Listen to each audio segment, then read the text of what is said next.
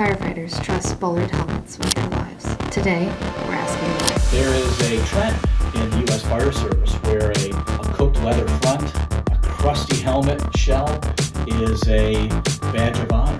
And it's coated with likely cancer-causing particulates. We're not pulling punches.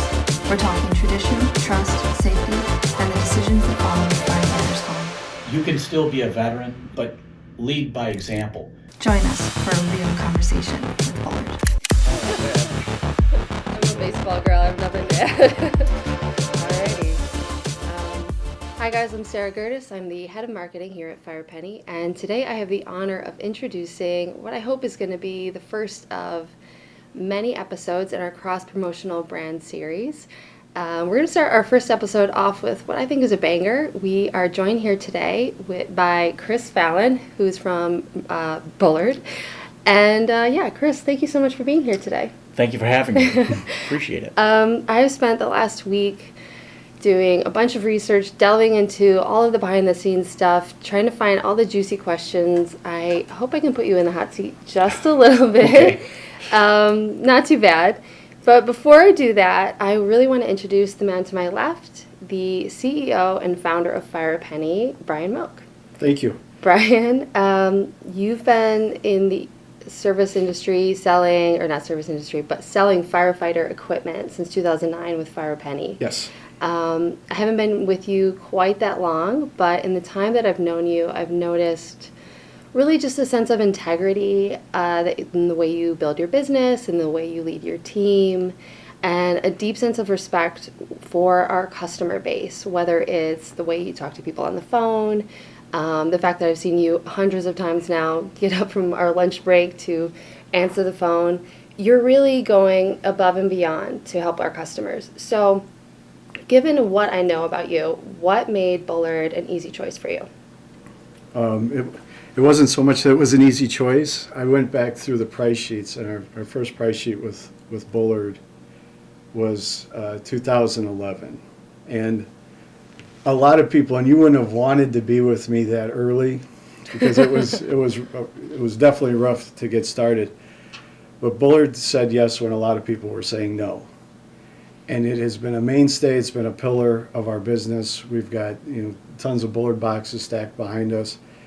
There's absolutely wonderful people there, and I hope they watch this. Julia, Sheila, and Renee, we love you. You're absolutely perfect. Am I leaving anybody out? I want to name drop some people, but Shout out to Heidi Rockhold, Inside Heidi? Sales. She's our Swiss Army knife of customer service. they're absolutely Inside locked sales. down. And everybody, as getting this thing started, it was always a question like, how many outside guys do you have? How many brick and mortar stores do you have? And I'm like, well, I'm working out of my trunk. I'm knocking on doors.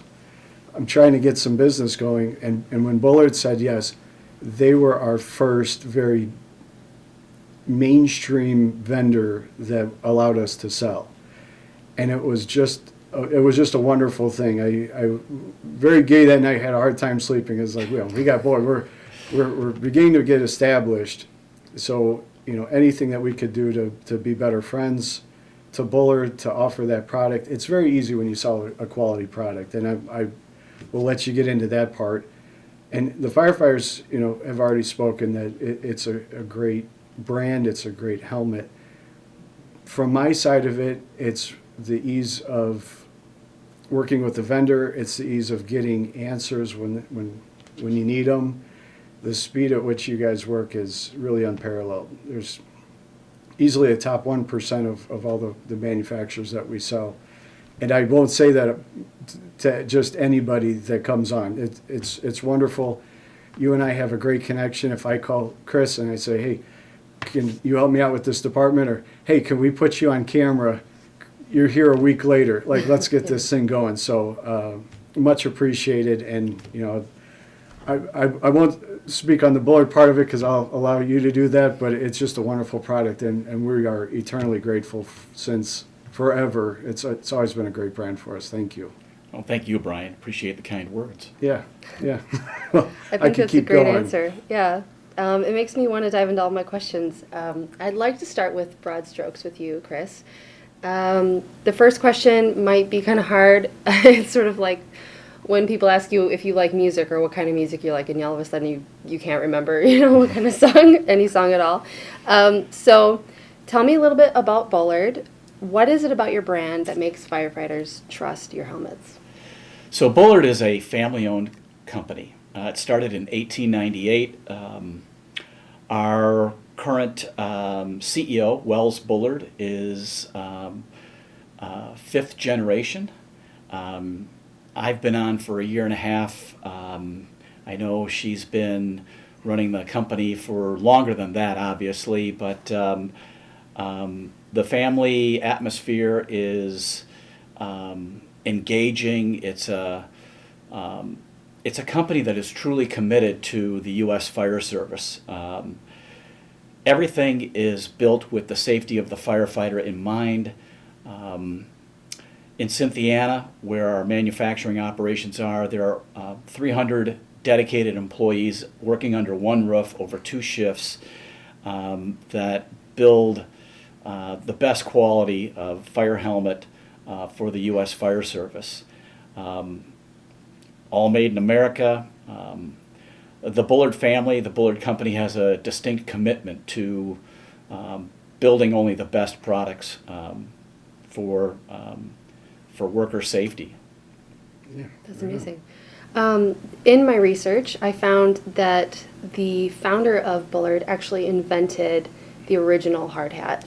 So how different are the modern day helmets that we have today from that original design in terms of, design, style, maybe material?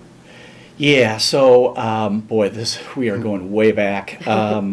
Based off of the traditional doughboy military helmet, the first safety helmet was known as a hard-boiled helmet. And it was just a technique for laminating materials together to produce a hard shell with a front brim and a rear brim. In our headquarters in Lexington, there are, as you can imagine, a timeline showcasing the products that from the start to the present, and they have in there a facsimile of that original helmet, and it's impressive. It's, as you can imagine, a crude version of what we expect today in protective headgear, but it was back then state of the art. Yeah. And it led to hard hats that notably were first contracted and used by workers to build the Golden Gate Bridge. Oh, that's cool. Yeah, Okay. if you look, like we were talking football before the video started, you look at previous NFL, they're using the leather helmets. Yeah. And to today, Yeah. you see all the differences. You watch a Yeah. football game and they've got hydraulics, they've got air pumps, they've got everything in those. So I Good imagine analogy. I Yeah. love the look of those little, leather caps, but I don't Not I'd getting want to hit play with them. football. Not getting hit with them. Yeah. So Bullard has long been leading innovation with helmets. Can you walk me through what makes a Bullard helmet stand up to heat, debris, the elements? How do you even go about designing a helmet that firefighters can trust with their prolonged exposure, the just heavy day-to-day demands of their job? Yeah, so helmet shells are largely made of 2 different materials, either high-temp thermoplastic or laminated fiberglass. Each have their unique properties. They both stand up very well to impact, to ambient and radiant heat, but if the applications are extreme, you may choose one material over another. For example, thermoplastic has incredible heat resistance over long periods of time, whereas laminated fiberglass has got tremendous chemical resistance. But all in all, for the application of structural suppression and fire rescue, either material will stand up to the job. They both are approved by NFPA for durations in service of 10 years to meet the standard, but those are the primary materials we work with for the best performance. Okay. Are those materials heavy? I mean, how these guys are wearing them, well, firefighters, men and women, are wearing these for long periods of time during their calls. That has to be grueling on the head, on the neck. So tell me about how Bullard is addressing that. So laminated fiberglass actually does the best job of reducing weight overall. And about 3 years ago, we introduced our U.S. traditional lightweight, which was an advancement in the shell design over our legacy U.S. traditional. We were able to reduce the overall weight of the helmet about 5 to 6 ounces, depending upon your configuration. For a firefighter that may be on a highway roadside call, or for a fire instructor that is doing ropes and ladders all day and they have to stay in their turnouts and their helmet, for any duration where you're on scene for prolonged periods of time, 5 to 6 ounces makes a world of difference. We've gotten a lot of compliments on those, on the lightweight. Everybody's buying USTs, and then you guys come out with the lightweight, and there was no hesitation, but it's different. It's not usual, so they move over to lightweight, and we've gotten very positive feedback that it's very noticeable. You wear it for 2 minutes, maybe not, but you wear it for an extended period of time, more than that, yes. Excellent. Makes a big difference on the fatigue factor. Yeah. The UST lightweight, when it came out, immediately had a high rate of acceptance. We had people converting to the Bullard brand because of it. Today, even depending upon configuration, it can be the lightest helmet available in the U.S. Fire Service. Yeah. Great. We were watching the Bullard commercial that you have on your website, where I think it's like so light that you forget you're wearing it. It shows the guy like forgetting to take it off. That's really cute. So I would love to sort of delve into the wide range of products that you offer. But before I do that, I really want to talk about it's the largest search term for firefighters in regards to helmet, and that's how do Wildland firefighters go about choosing a helmet? And then broadening that back up, how does a firefighter even go about finding the right helmet for themselves, just beyond Wildland? On the Wildland side, it varies. Our best sellers are the full brim, the FH 911. It provides greater protection from the sun's rays, from radiant heat, just because it's got a full brim. I imagine that's probably the greatest factor in choosing a helmet, as well as fit and comfort. On the structural firefighting side, feedback from users tell us that weight and comfort are the two driving factors in choosing a helmet.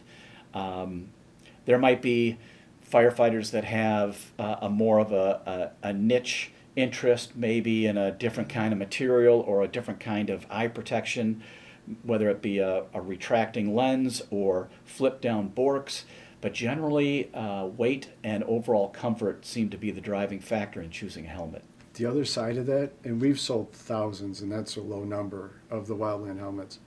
We've never had anybody say it chipped or cracked or busted or anything. So the comfort's on the buy side, but the durability, how you guys keep it light yet very strong at the same time, the amount of pressure that these can withstand, you would think that these things would be 20 pounds, and they're very much less than that. So that's a byproduct of the thermoplastic. Yeah. It's incredibly strong. It really is. Thousands, never one call. This thing busted. This thing is anything other than perfect. Thousands of them, and I don't get that with many other products. So yeah, kudos to that. So before we started filming, you were talking about the Bullard demo opportunity. Can you talk a little bit more about that on camera? Yeah, so Bullard has a program called Test the Best. We want to get a sample into the hands of a firefighter who's willing to trial a helmet on behalf of their department. If you're a fire department with 25 or more members and part of your membership is wearing a brand other than Bullard, we'd like to send you a helmet sample in your configuration with your leather front design, custom to your requirements, and trial it out. After 6 months or so, we'd like to follow up with you and find out what you thought about the helmet, good, bad, or indifferent. The program's completely free. If you hate the helmet, you can keep it, or you can put it up for the next rookie to join the fire department. By far and away, the vast majority of our participants come back with very favorable responses to the samples they trial. We want people to see how the other half lives, so to speak. This is the one opportunity for them to try a high quality product absolutely free, no obligations. Like I said, you might get an email from me in about 6 months just asking what your thoughts were about it.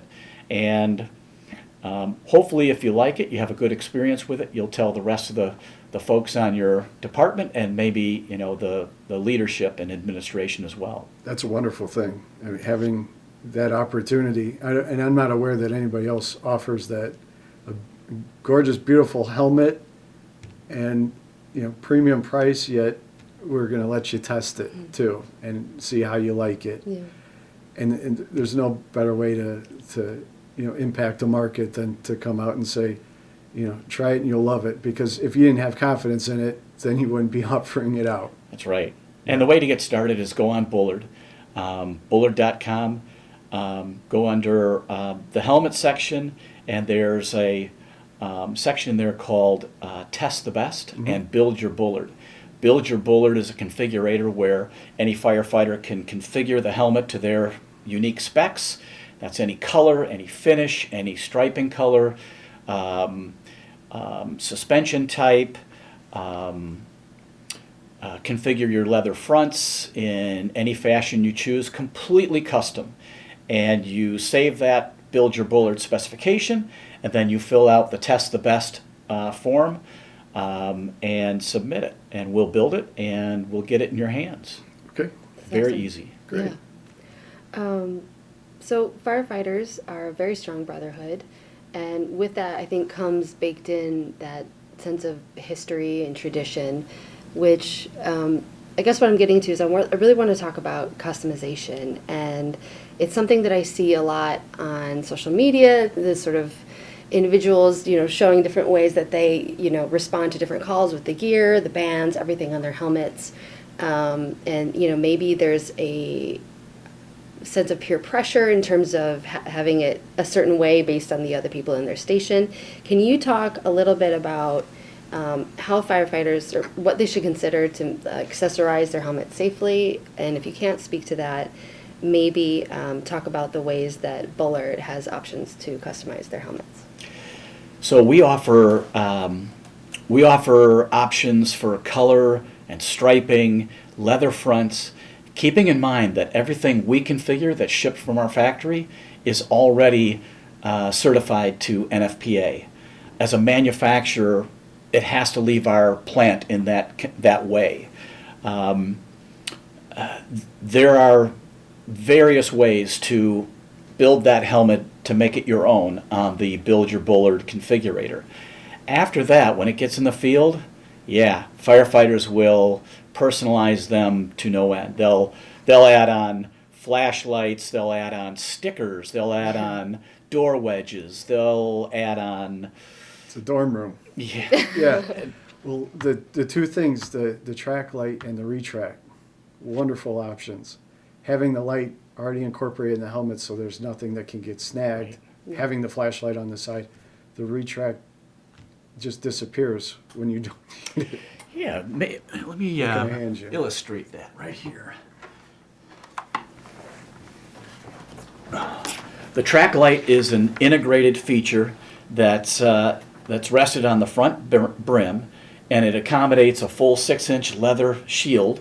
We basically pivot the engraved eagle back one position, and it provides for a space to accommodate the integrated light. The integrated light, the track light, is 8 LEDs that are controlled and powered by a rear-mounted battery pack with a on and off switch. The firefighter just turns it on, and it turns on the track light. And as you can see, there is a pilot light in the back, or a buddy light, just basically to notify those behind you that your light is activated. This is a good area and task light. This will not replace the intensity of a dedicated flashlight from other manufacturers that have significant more lumens or piercing power. But this is an excellent light for EMS work that won't blind your patient, for task work that's in the immediate proximity.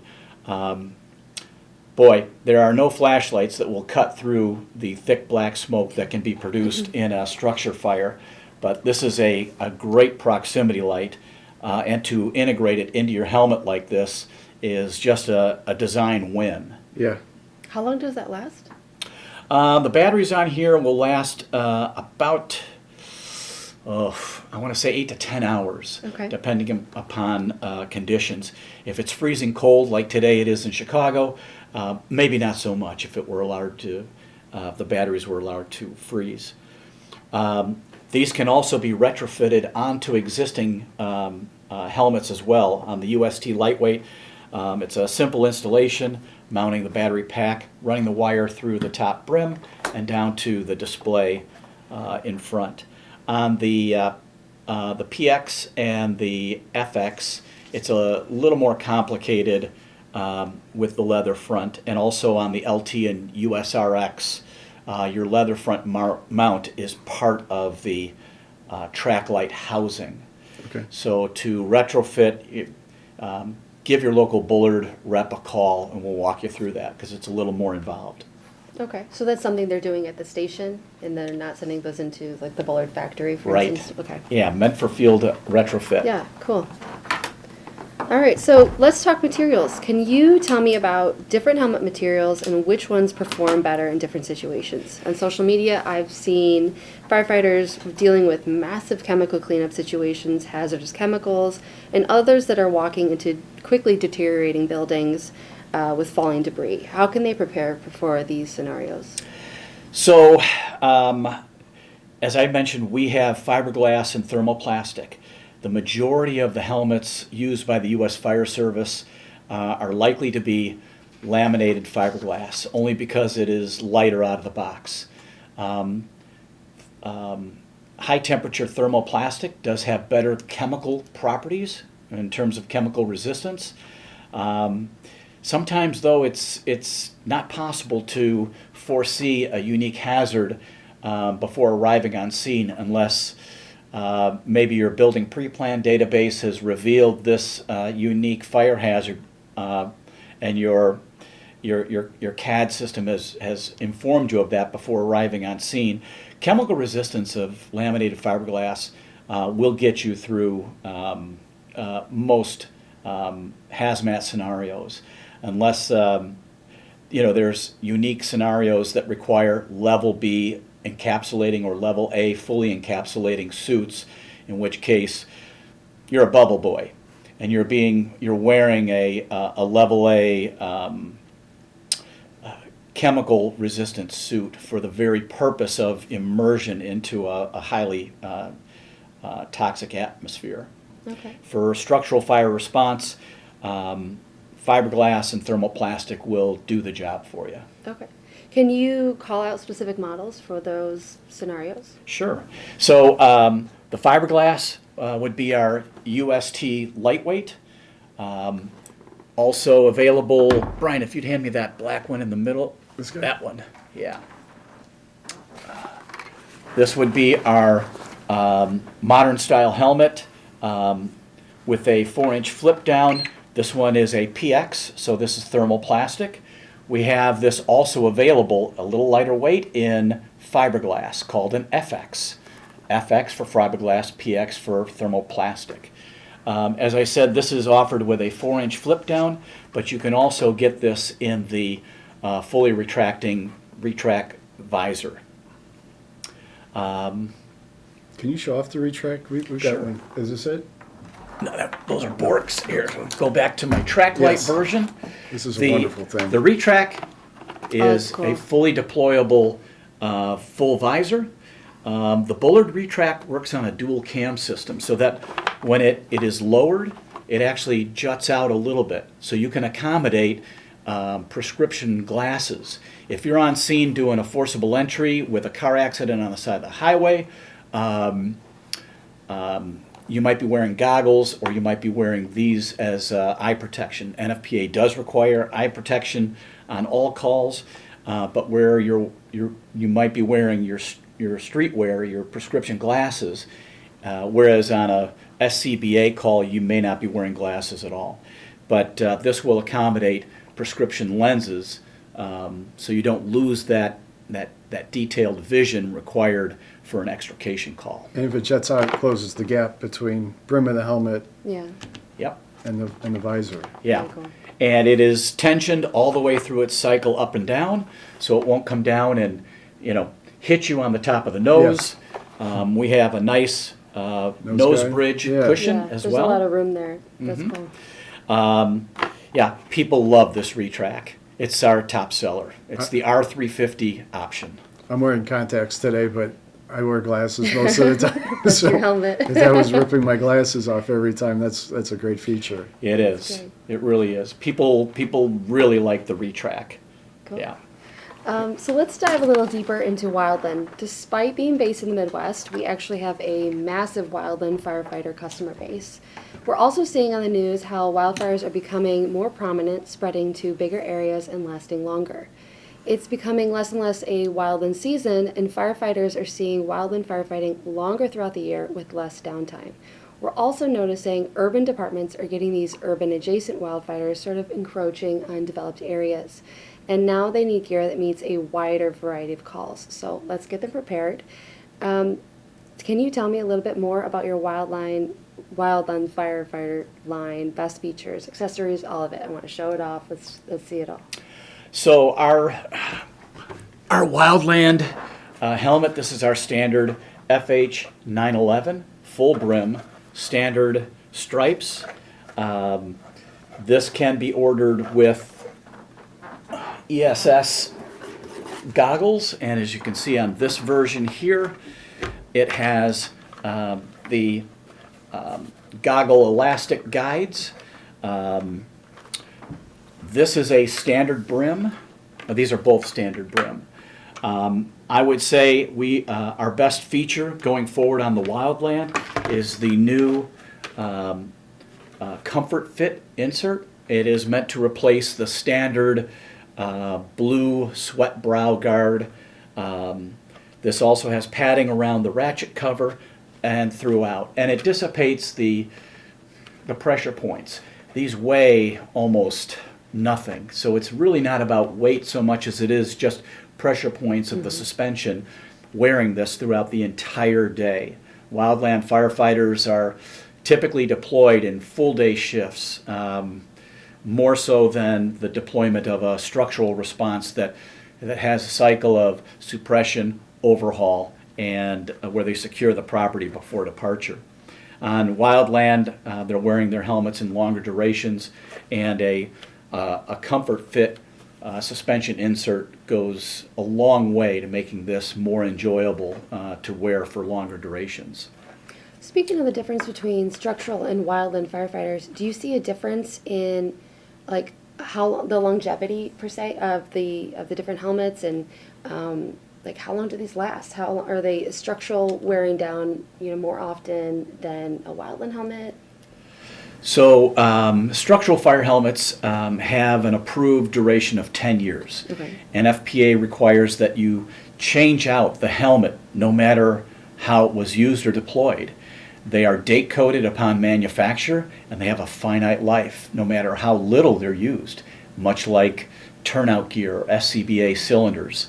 Wildland helmets, I'll be honest with you, I don't know what that duration is. Okay. Well, speaking of longevity, how can a firefighter spot unsafe or compromised gear at a glance? Is there a way they can go, this is done, we need a new one? Yeah, easy question. A good visual inspection on Wildland thermoplastic helmets. Cracks can happen, typically due to excessive exposure to the sun's rays, UV. These are UV stabilized with the plastics that they're used in the injection molding process, but nothing is UV proof. And over time, I'm talking considerable time, many years, even UV stabilized materials can become brittle. And a quick visual inspection will reveal a helmet that perhaps may not be fit to deploy. Yeah. I I mean, that's a demanding job, yeah. Right, right. So one of the big shifts that we're seeing in fire service trends is this really big shift towards cancer mitigation and on-scene decon. How is Bullard addressing that? So we offer a line of Decon cloths. These are for the firefighters themselves. These are 15 by 18 cloths that are used for gross decon on scene immediately following suppression operations, wiping of your wrists, your neck area, your face. They're using the same CDC approved materials that would be used for just cleansing of particulate and heavy soils. The first measure of gross decon is to get the particulates off the skin. Perspiration opens up the pores, and that's the primary entryway for dirt, debris, particulate to enter the system. And the purpose of a decon cloth is to mitigate that. On the helmets themselves, primarily the shells and the ear neck protectors are the surfaces that we want to have. We want the firefighter to be diligent about cleaning that. There is a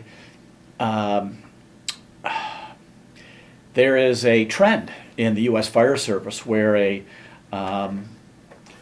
cooked leather front, a crusty helmet shell is a badge of honor. It's a signal to others that I'm a veteran, I've seen a lot of fire, Battle scars. I know what I'm doing. Right.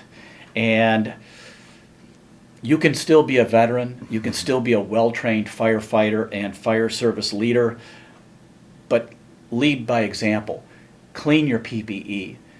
Show the others that it's okay to be diligent for your personal health. Sure. There's a reason why you go into every fire station and leaving the apparatus bay, there's a sign that says no gear beyond this point, no gear in the day room. It's because it's constantly off-gassing. And it's coated with likely cancer-causing particulate. Today, more fire departments are being diligent about issuing a second set of gear, laundering the first one upon completion of the call. We want them to feel that way about the helmets as well. The lenses, if you have a flip-down visor, a retract, those open surfaces ought to be cleaned as well. It's really just simple housekeeping with an eye toward personal health and being an example for others. If you have those packets at the scene, though, you can get a lot off right away. You don't want to wait to take a shower a few hours later. No. You want this off now. And these really work. I mean, they're a wonderful thing. We get a lot of compliments on it. We've used them. And just getting that stuff off your skin, off your helmet immediately until you can get a better clean later with a shower and wash. But that's a great intermediary in between, end of the fire and, when you actually have an opportunity to go into detail on it. So it's good. Absolutely. At that time, generally is when firefighters are exhausted, especially on a long duration event. They're often perspiring, their pores are open, they're susceptible at that point in time. And to your point, that is the best time to mitigate exposure right there. Yeah. Well, I have 2 more questions left for you, Chris. Okay. This next one's going to Let be it kind rip. of a big one. So 60% of firefighters in America are stationed at volunteer stations. Most of the time, they don't have those big budgets the way we see downtown Chicago, New York City, the way that you would think of as like those big fire stations. So I want to throw a hard question at you because I know it's one that a lot of those firefighters, the chiefs, those procurement officers are thinking about, and we're doing our part at Firepenny to have a reward system, have the Firepenny app where you get the 5% off, but What can you tell me about Bullard that justifies that investment for the helmet in the long run and the price that they're paying that each station is putting out on, it's not just one helmet, it's a crew of 10, 20, 30, or, even more when they have more shifts. So what makes Bullard worth it, I guess? Sure. As I mentioned before, I think we build the best helmet in the fire service, bar none. I'm not ashamed to say that we're as competitive as any other manufacturer. We want their business. And starting with a test the best sample to show them that without obligation they're trialing the fire service's finest built helmet. After the fact, we want to also reward them with and reinforce their decision with hopefully a price that they find palatable as well. It's one thing to show them a great product. If they can't afford it or if it's out of reach, you've still missed the mark. The U.S. Fire Service and sometimes procurement officers are creatures of habit, and they purchase what they've always purchased. And it's a path of least resistance. It's the easy button. Changing a helmet specification, like anything else in the fire service, requires additional work, effort, and action, as well as rationalization. They have to account for and explain why they're making a change. Change is hard, and there's going to be some members that say, wait a minute, I don't want to change. What I have is good enough. Well, we want to show them a better mousetrap, and it's the extra work we'll put in to prove to them that we have that better mousetrap and that it's worth their time to take a look at it and to get a quote from our distributors, Firepenny. Mainly Firepenny. Right, exactly. We've changed over a lot of departments, and you expect scrutiny, and it always comes back with thumbs up. Like, why didn't we do this a long time ago? Right. It's a very easy sell for us when it comes to that. By the part. way, if you don't have it in stock, we can ship it in less than 2 weeks, generally. We build leather fronts to custom orders, and we ship those also in under 2 weeks. So For the fire service, that's great turnaround time. it is. So, When yeah. people are staring down the barrel of a 3 or 4 year lead time on a custom engine or a ladder with escalation clauses in their contracts, crazy stuff like that, or gear that takes 6 months or more. It's nice to know, and it's easier for me, Firepenny, to turn around helmets in under 2 weeks. And then you get the whole duration, though. You get the whole 10 years. Because Right. if I put a helmet on the shelf, it sits there for 2 years, kind of right. thing. A lot of times we go made to order with those so that they can get 10 years out of their helmet, not 8, 5, 4. And you just reminded me of something. As customizable as the fire helmet is, it's almost like shoes. You've got to stock every color, every model, style, and size. Invariably, you're going to have slow inventory. I'd often recommend that for most fire helmets, it's best to have us make them to order, and we'll turn them around in 2 weeks or less anyway. There's no upside to me if Firepenny has got slow-moving inventory on the shelf. Those are dollars that I would hope go toward, something else that makes your business successful rather than, sitting dormant in the back room. Yeah. Yeah, I don't think anybody spends more on advertising than we do, so that's where some of There you go. goes to. Although we do stock some, these boxes aren't empty. Yeah. So Well, we make a custom product, and it's hard to inventory custom-made products. It's just there's a lot more risk associated with that carrying cost. a lot of variables. Yeah. And the colors are the colors, but it's usually the face protection that they choose goggles, they choose Retract, they choose the face shield. The striping. We now have an additional extra long chin strap that's big on the eastern coast. It has to do with the way they are trained now to don and doff equipment. They're trying to avoid placing the helmet on the ground, so they ring it around their shoulder while they don their face piece, hood, and then they put their helmet on last. Yeah. But it's something that just came out of the blue in the last year or so. And, it just reflects the evolving way firefighters are now training and the way they deploy. Yeah, I've seen a lot of videos of that on social media where they're doing like, how fast can you get Yeah. your gear on? Kind of. So, last question. Looking ahead, what's driving innovation in firefighter helmets in 2026? Or, better yet, what can we expect from Bullard in 2026? Without spilling the beans too much, we are going to introduce a helmet variant in 2026. I really can't speak to it. That's still in the skunk works. It'll probably continue to extend our innovation in lighter weight, lower profile, lower ride height, dissipating our heat dissipation. It's important to know right now that the Bullard structural fire helmet has got 36 different adjustments in its suspension and the U-fit bracket. So a user can customize it to their particular ride height and comfort and balance already. All helmets ship from the factory with the medium settings, but they are highly, highly adjustable in the U-fit bracket.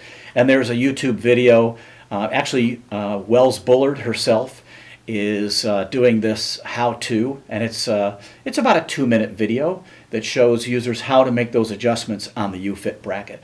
Highly educational, very concise, and it's easy to do. I trained myself from that video specifically. When I see firefighters buy helmets, they say that they fit. The word comfort has never come into the conversation.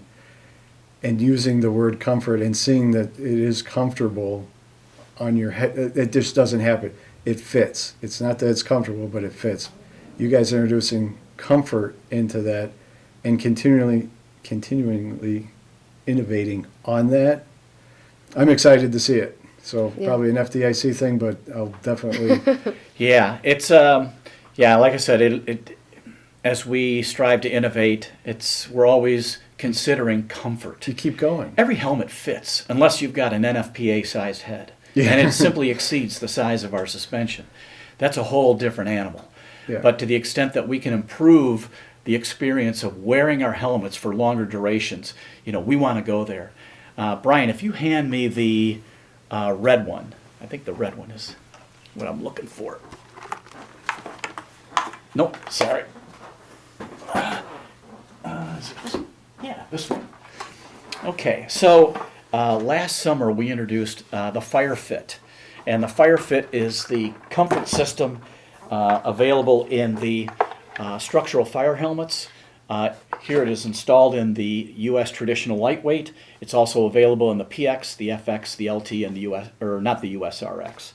But it is a one-piece design that velcros in the forehead brim and the ratchet cover and back.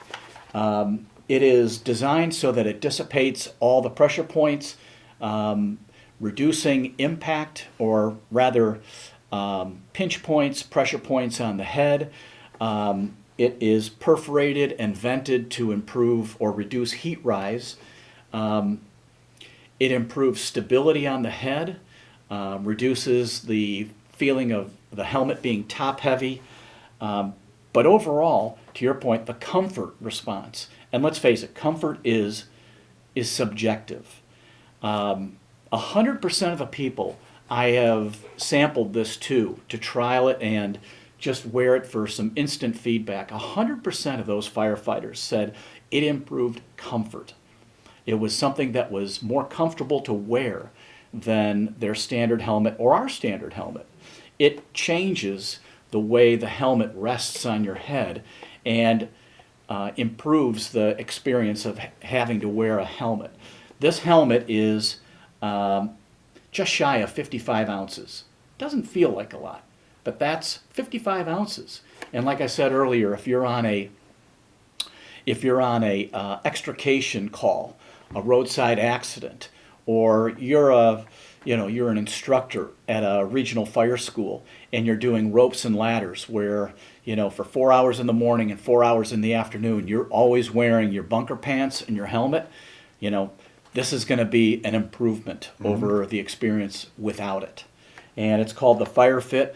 It's something you can purchase as an accessory, and you can install on your existing Bullard helmet, or you can order it outright on any of our structure fire helmets with the exception of the USRX. It has NFPA approval. Again, one-piece construction, Velcro in and out, easily launderable with your ear neck protector. It's an excellent design, and it makes a difference. Well, Yeah. it's great, the amount of market share that you guys have, which is huge, but you keep going, you keep innovating, you keep bringing new things to market. We love to see that. We love helping you bring those to market, but that one is a game changer. That is Yeah. going to be great. Because like I said, comfort is not a word that is commonly used. Right. Fit, yeah. But We're trying to bring It comfort works. to the party. yeah, Yeah. that's a wonderful thing. And in 2026, when we can launch this new product, I'll be back, and if we want to talk about that Please. one as well, Yeah. we can do that. Yeah. Well, Chris, you've been an amazing guest. Thank you so much for joining us today. No softball questions. And to everyone who's watching, I hope you enjoyed this behind the scenes look, and stay safe out there.